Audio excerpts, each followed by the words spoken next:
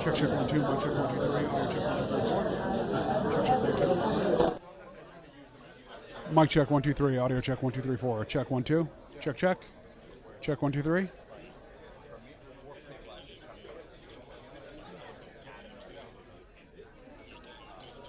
Mic check, 1, 2, 3, audio check, 1, 2, 3, 4. Check, 1, 2, check, check. Here comes Caitlin. We need to get this. Check, 1, 2, mic check, 1, 2, 3, audio check, 1, 2, 3, 4.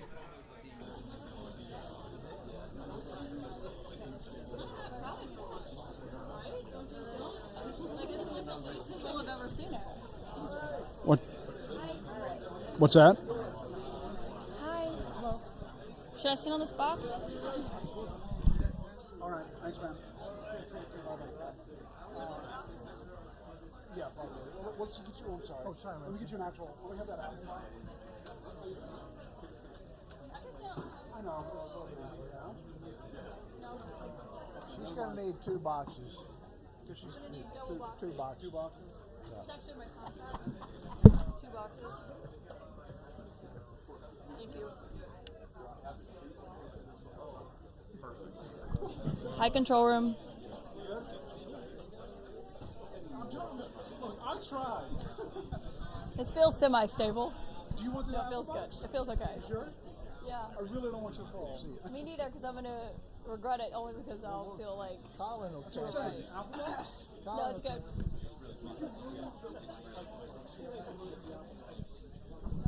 All right, we let it go.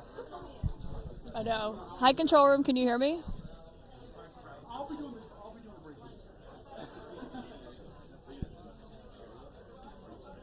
High control room, it's Caitlin. Let me know if you can hear me.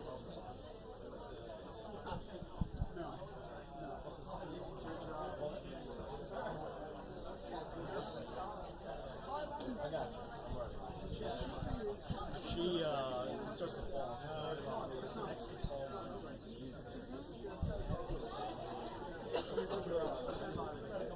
No, I'm also not hearing them. You want me to tell TJ that?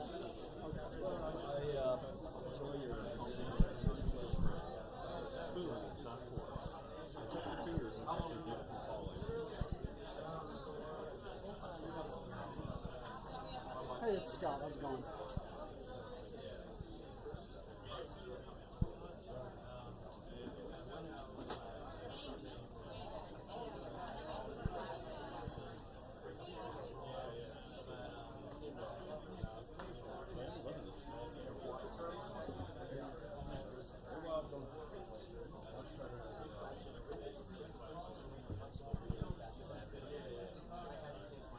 I'm getting out of here now.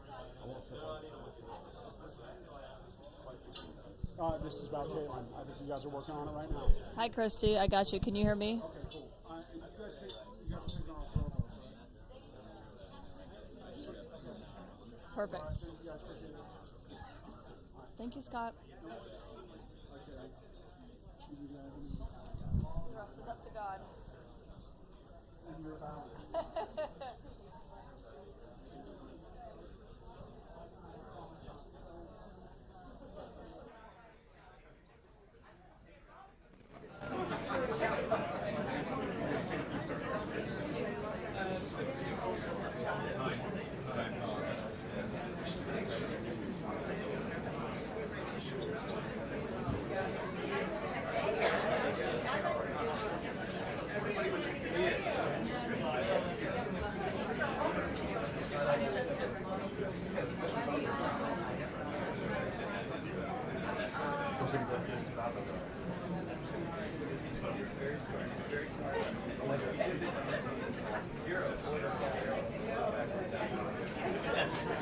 Copy, Courtney. Whoever else was talking, you were talking at the same time as Courtney, so I didn't hear you. So repeat that if it's important.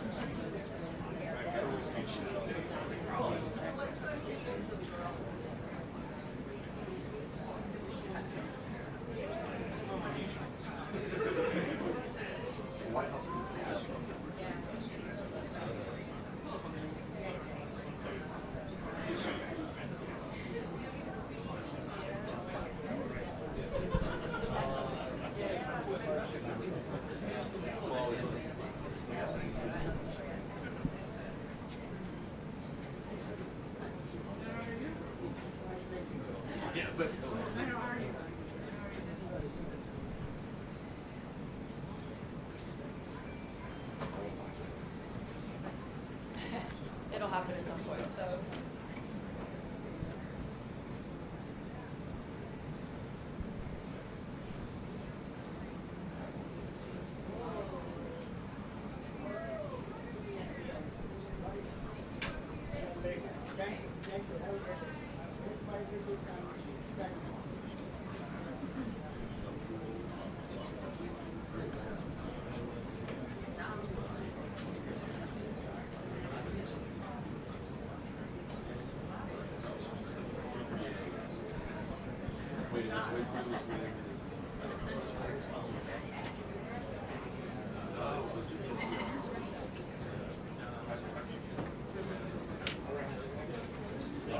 If I had to guess, I bet you hear a lot from Karoline Leavitt, and we heard from speakers basically reiterating their position that the House has nothing to negotiate. They did their job. They passed a bill, sort of countering this message from Democrats to suggest that Republicans share the blame. Boris, this is the first time we've heard from the White House press secretary here in the briefing room since Chicago and Illinois and those AGs filed those lawsuits against the administration over their planned deployment of the National Guard, something that President Trump has been threatening for several months now, and now officials there obviously believe he is ready to make good on. And so what we're going to hear from the White House, obviously we've seen this big playing out over the last 48 hours or so, where they have argued that a judge cannot override the president's authority when it comes to sending the National Guard to places where he believes that it needs to be. Now, of course, this reached a fever pitch over the weekend, and we've seen this playing out inside courtrooms over the weekend after that lawsuit, after the federal judge, who I should note, you mentioned her there, Boris, she was actually appointed to the bench by President Trump during his first term in office. She put out that temporary restraining order blocking the president from being able to deploy other members of different states' National Guards to Portland. That is something that she basically was arguing it wasn't tied to the facts of what's happening on the ground. And we've seen the White House arguing against that. The president has been speaking about this at length, and including yesterday was saying the judge should be ashamed of himself in this. Obviously, it's a woman judge who made this ruling. But that is really the question here of where this is going to go forward for this White House, because this is very clearly something the president has been trying to push, and he is facing serious resistance from the courts over this, saying that it doesn't line up with what's actually happening on the ground in cities like Portland. Now, we've also heard from the governor of Chicago on this front, who has been basically criticizing the president over this. And one thing to point out from that lawsuit that was filed today, Boris, they cite posts from the president going back to 2013 when he was saying that the National Guard should be on the streets of Chicago, not in Syria at that time when that chaotic civil war was playing out. And so they're basically saying this is a long-standing position the president has had. It's not based on what's happening on the ground right now. And of course, the question is how the administration is going to handle that serious pushback that they are getting from the courts. So the day goes on. I will continue to watch it.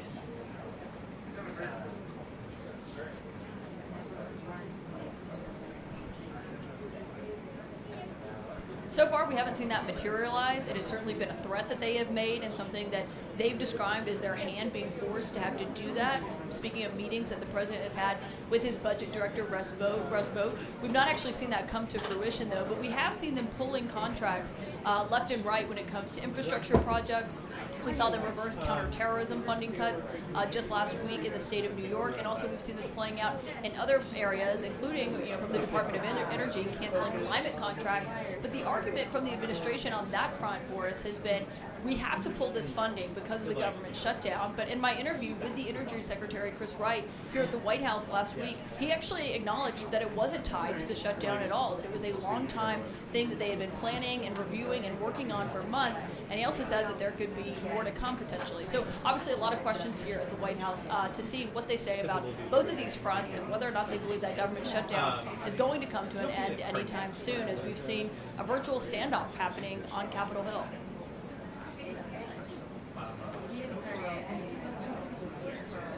But even like for a phone? No. That's what a phone about. If it's turn on your laptop and internet, no. Thanks, guys. I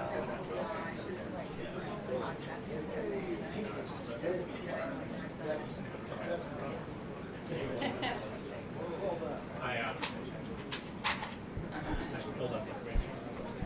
Yeah. Then I'm like, how do you get it? Alright, so you should ask any topic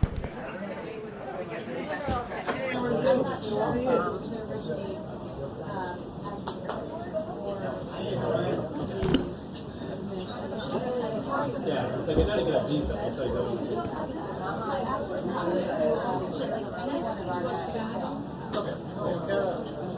Kara, you're back, right? So I got it. Otherwise, you would be like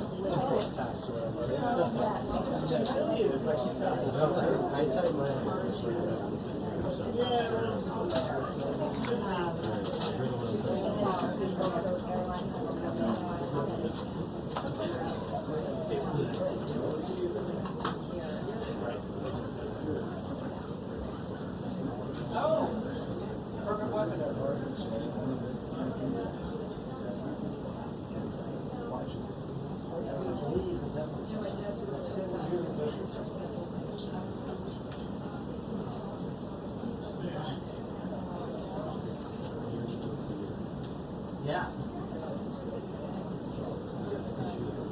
Oh, yeah.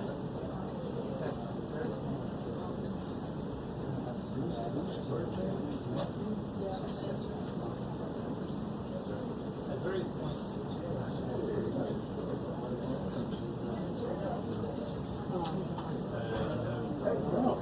What's the drink?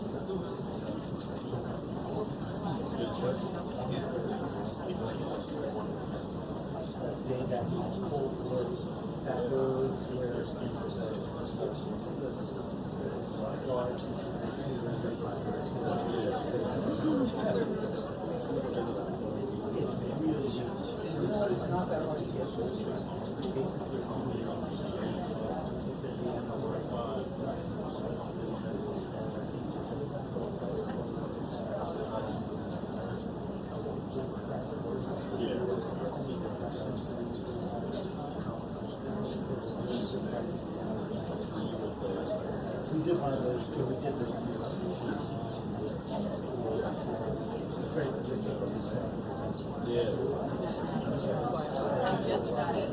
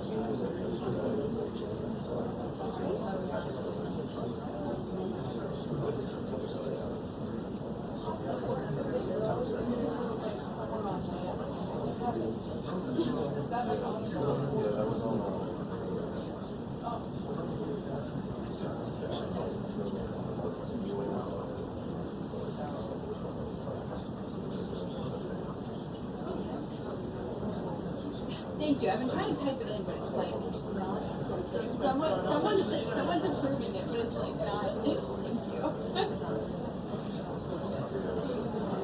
We went that time. Thank you.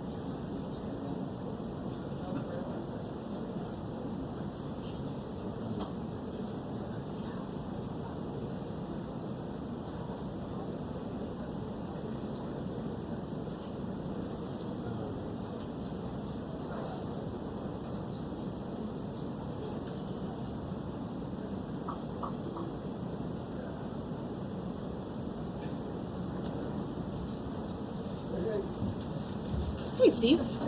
How are you? Glad you're so excited to see me today.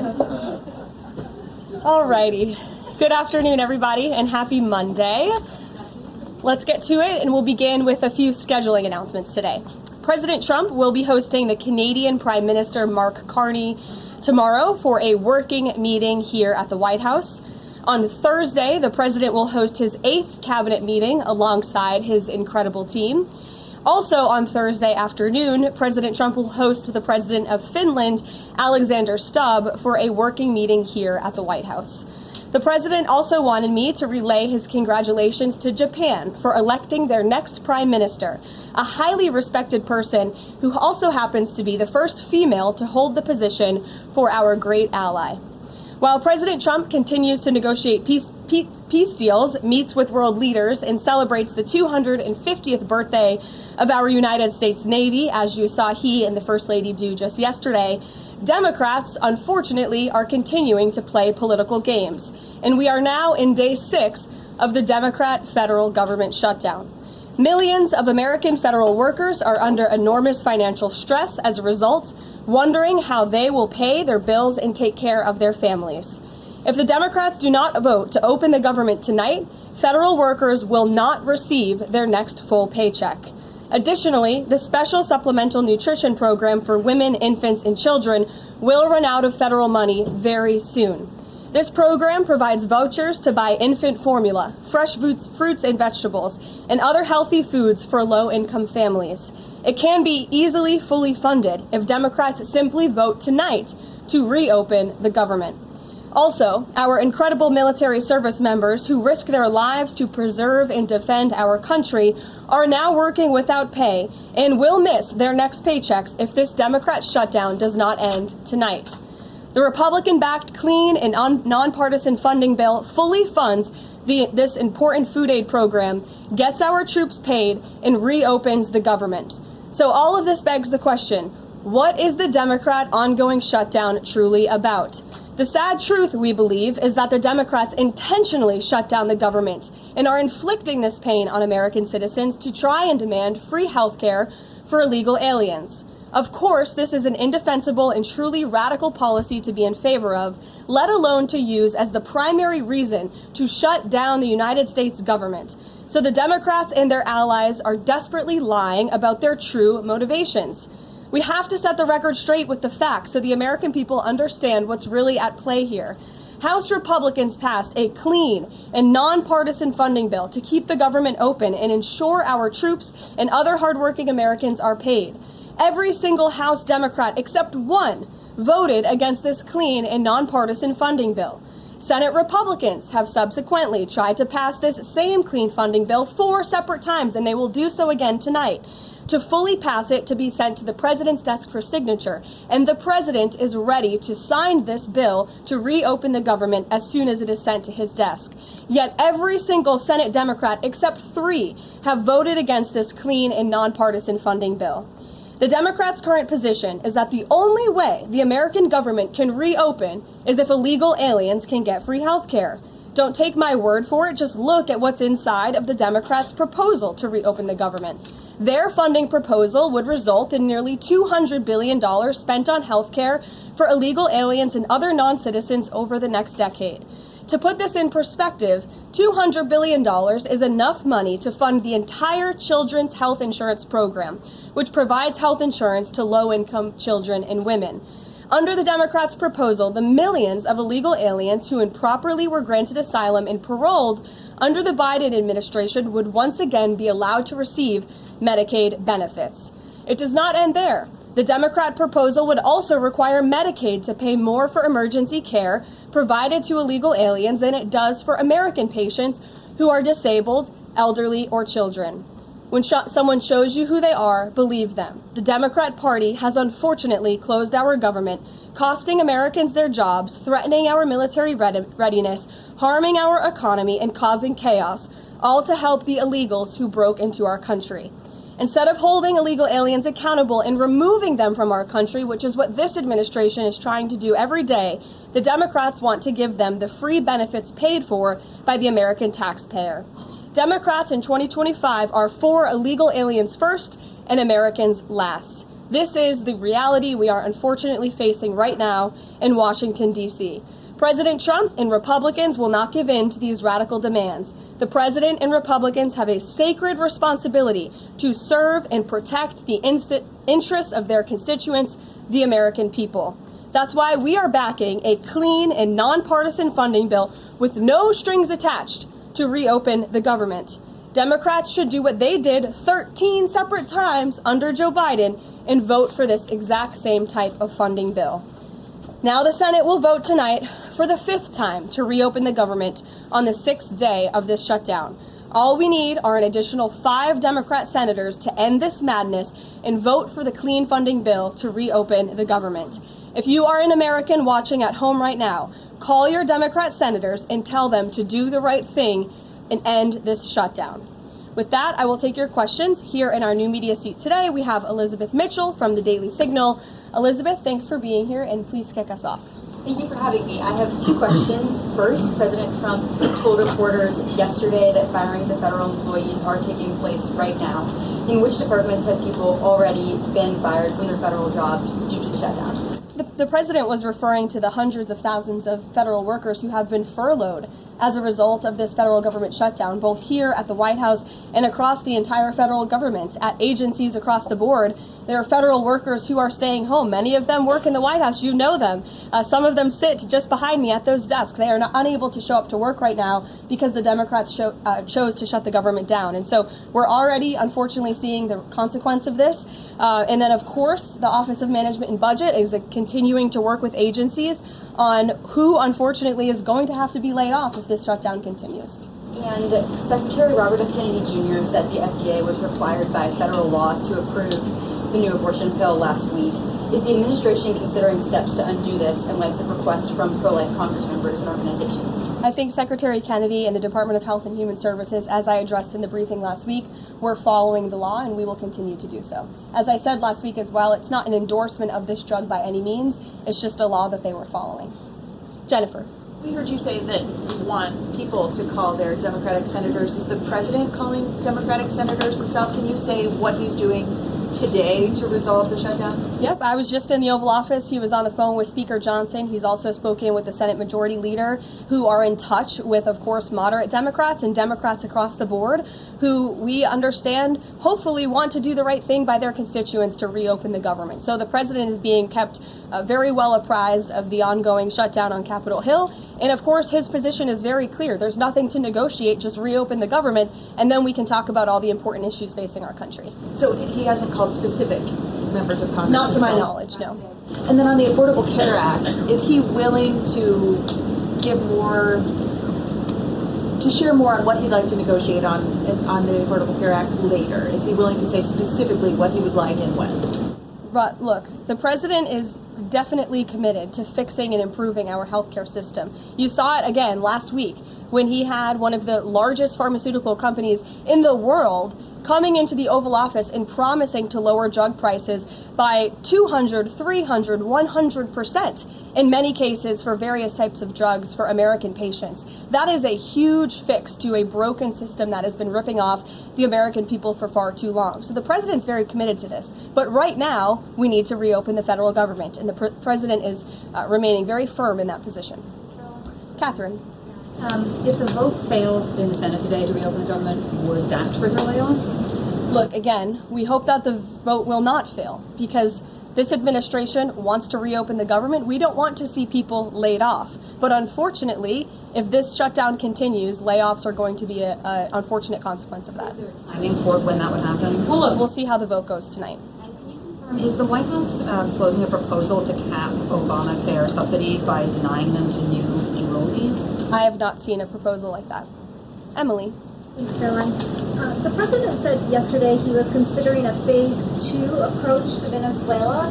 Is the president considering U.S. boots on the ground or any kind of support of overthrowing Maduro?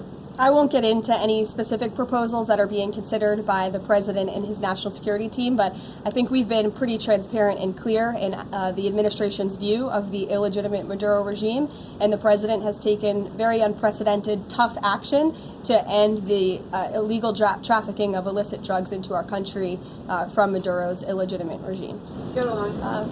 Danny, go ahead. Thanks, Caroline. The French government has collapsed again for the fourth time in a year.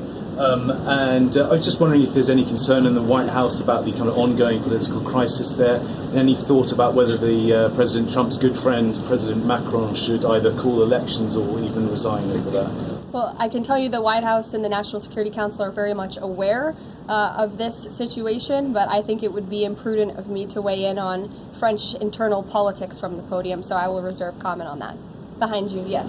What is President Trump's expectations for talks today and I guess this week in Egypt?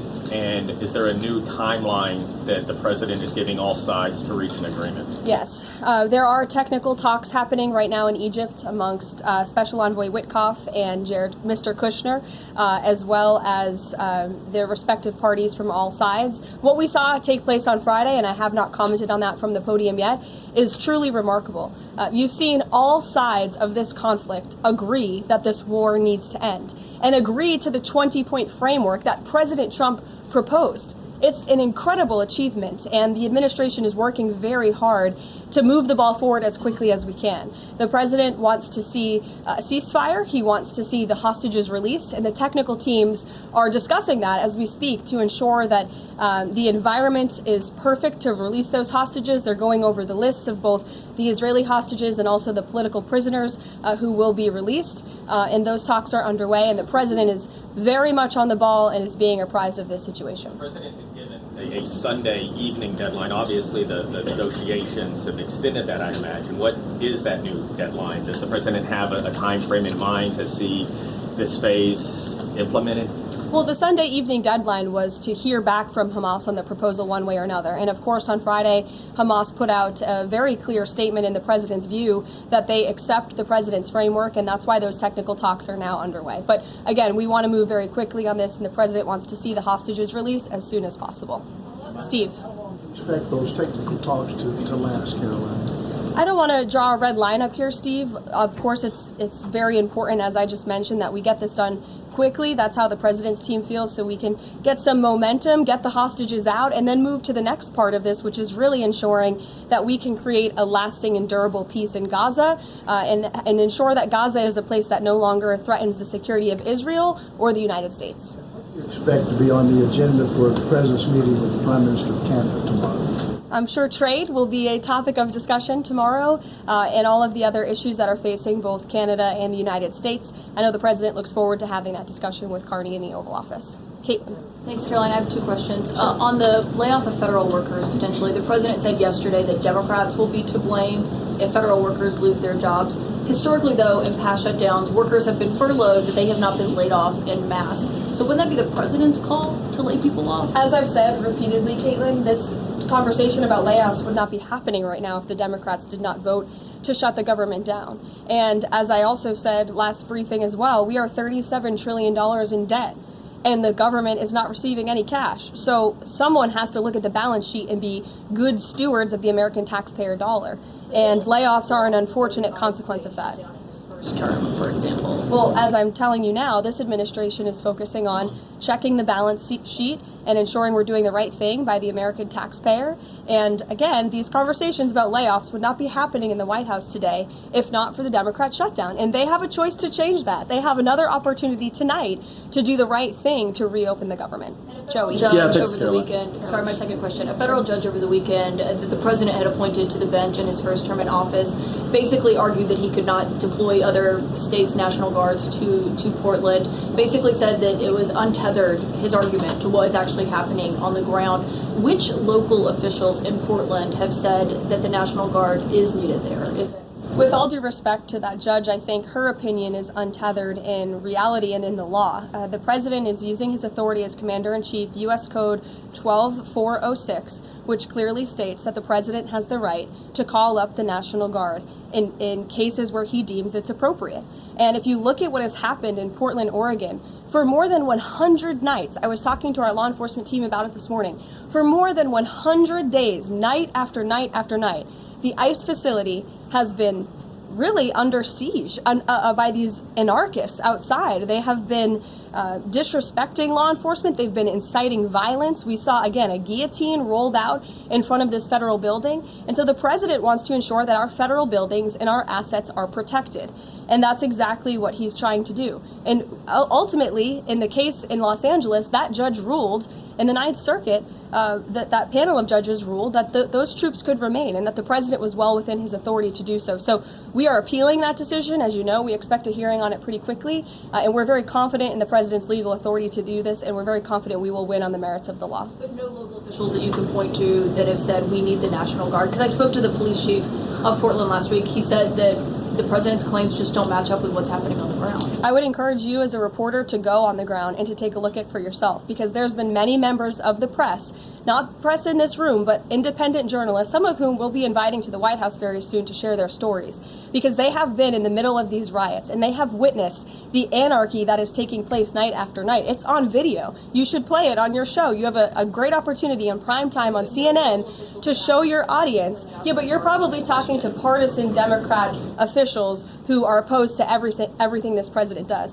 You should also ask the people who live in Portland. We've actually heard from many members of the community who have said that this is complete civil disobedience. It's a mess. It's been loud. It's been troubling for neighbors in the community who are just trying to live peacefully. And these people are not there to peacefully protest. They are there to cause mayhem and havoc. Yeah, Karoline. Stephen, go ahead. Thank you, Karoline. Two questions. First, do you have a reaction to reports that thousands of Cuban troops are deployed alongside Russia fighting in Ukraine? And on a very different matter, the president last week floated in an interview with our colleague Daniel from One America a rebate for tariffs of up to $2,000 per person. Is that plan contingent on the Supreme Court's upcoming ruling on the legality of the tariffs?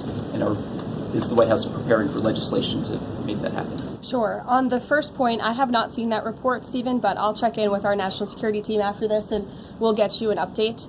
To your second point about the tariff rebates, I think it's an idea that the president has discussed and floated with his team of advisors, but no decision has been firmly made at this point in time. Why don't we go to the back? Owen. Good afternoon. Good afternoon. A few days ago, President Trump demanded Jay Jones of Virginia get out of the race for condoning political violence in a text message against a Republican politician a few years ago. He hasn't left the race. He hasn't dropped out. What's the president's reaction? Well, as you know, I'm not at liberty to discuss political races from the podium. I think the president himself made his position very clear, and I think anyone could agree the messages that were sent by this Democrat nominee for Attorney General in Virginia are really shocking, alarming, and completely unacceptable. He was threatening to kill his opponent and his opponent's children, and that type of rhetoric has zero place in our country, and the president was absolutely right to condemn that. Sure, go ahead. Thank you.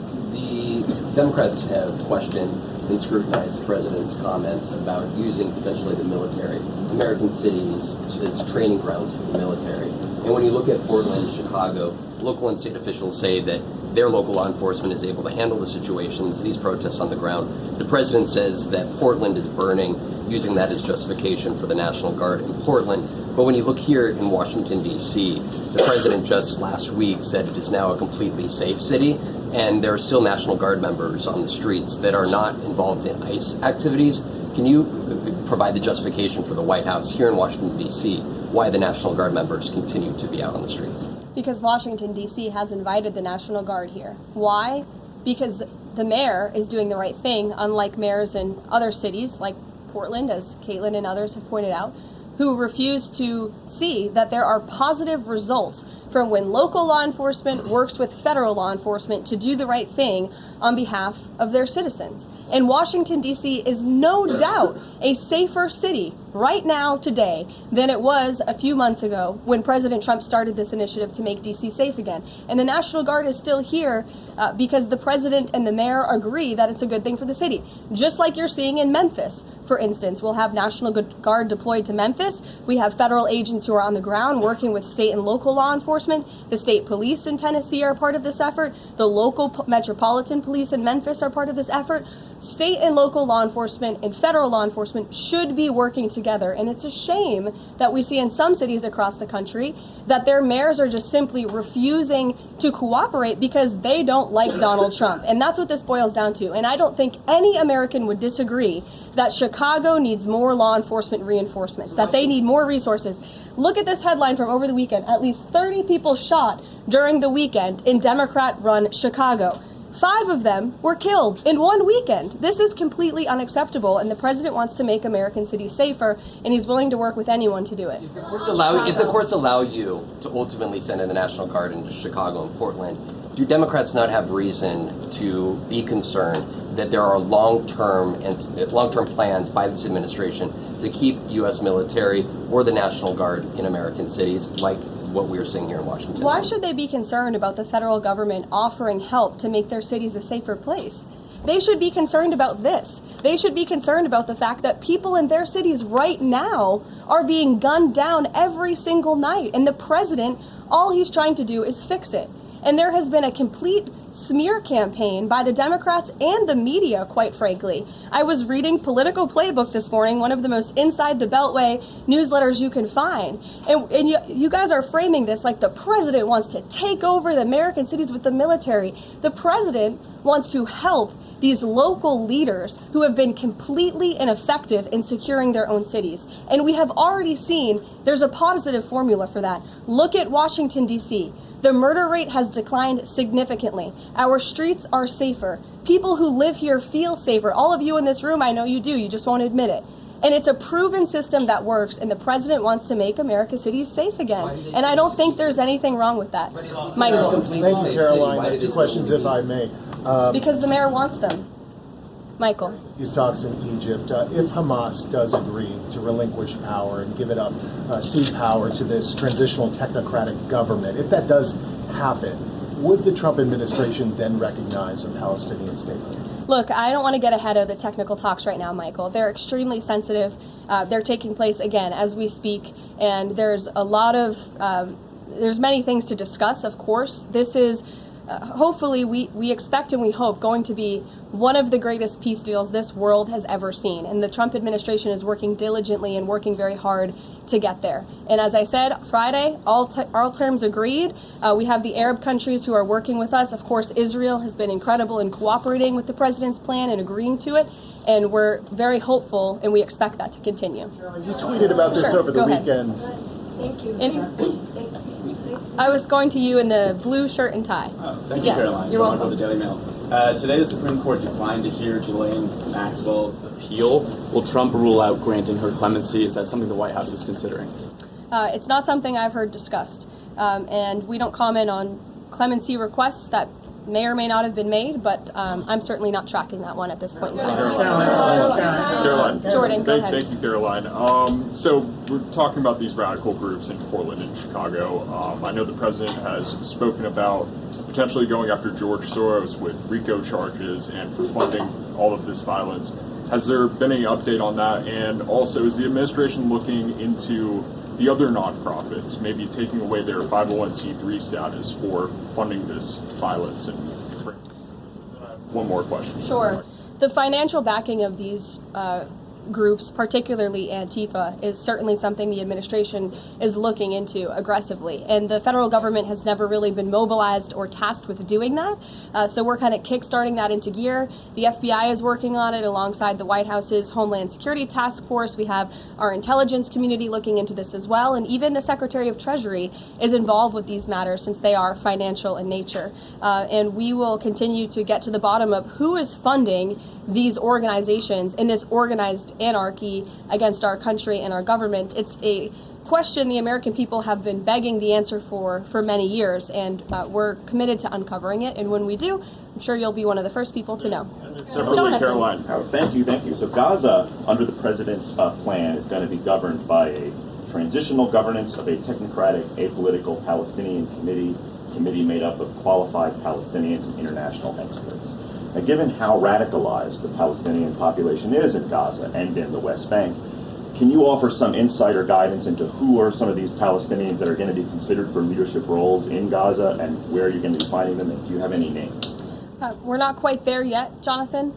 The president believes peace is possible in Gaza, and that's why he presented this detailed and comprehensive plan. The first step of that is securing a ceasefire and releasing the hostages, and then those conversations about ensuring a durable and lasting peace can continue. But what do you need to have peace in a region like Gaza that's been war-torn for far too long? You need security guarantees and you need good governance. And so those will be two of the priorities that this administration is focused on. If I may, the president has said he wants the government to reopen this week in a deal. What's going to happen by the end of the week if there's no deal? What's the White House prepared to do? With no deal with what? To reopen the government. Look, as I said, unfortunately, there's going to be a lot of pain inflicted. There already is on the American public, on our troops who are not being paid, again, on women and young children who depend on critical food assistance. We hate to see this. And in fact, the Office of Management and Budget is trying to do everything they can to find funds to get out the door for these vulnerable populations in our country. Again, we shouldn't be having to do that. The Democrats have a chance to change course tonight. I believe the vote's taking place at 6:30, and we urge Democrat senators to vote to reopen the government and to do the right thing. Thanks, guys.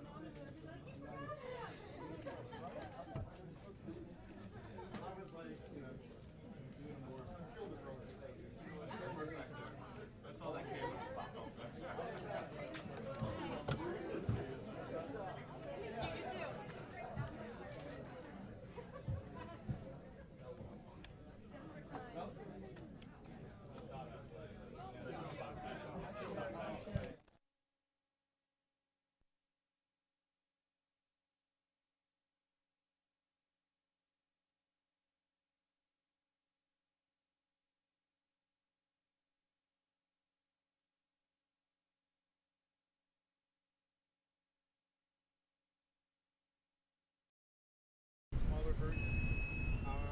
2025. Well, they only made them in 24 and 25. So they're also fairly desirable, but they didn't sell a lot. So you can find a lot of them for like 3,000 less than what they were brand new, but there's like 5,000 miles. Yeah, that's right. So that's like what, 29, 30 in that range? We're shooting for 25. So if I can get somebody right now, I got two people at 2650, and I think with a little bit of wear and tear. How big is your net? How long are you looking? How far? Oh, we're at 200 miles. Okay, yeah. Yeah, dude. Eventually they'll settle. There's not a need for you, it's a want. So you guys take your price, and someone will come. We're gonna get the right one, that's for sure. Beginning of the month, so you'll probably have more luck in a couple more weeks, I bet. Well, you know what? That's what this one dealership said. He's like, fall leases are coming back. When fall leases come back, we'll have a lot more, because they didn't have a lot of what we wanted. Yeah. It's like a lot more of these things will come back. We're also looking at like a Honda HRV. Yeah. A high-end Honda HRV. Same price range, a little bit better gas. Not cool factor, but definitely resale value and reliability hardcore. Yeah. You know, honestly, think about this too. You're gonna drive whatever the hell you get. Well, here's the deal. It doesn't matter. They would actually love driving a Katie around, but it's falling apart. Yeah, no. You need to be. You don't want them stranded. You need them somewhere. My daughter. I'm ready for close up. All right, we're ready. Oh yeah, look at you. Man, we weren't ready for you. Yeah, that's. All right, go take your walk. Get your steps in. Well, now I'm going to be creepy because it looks like I'm following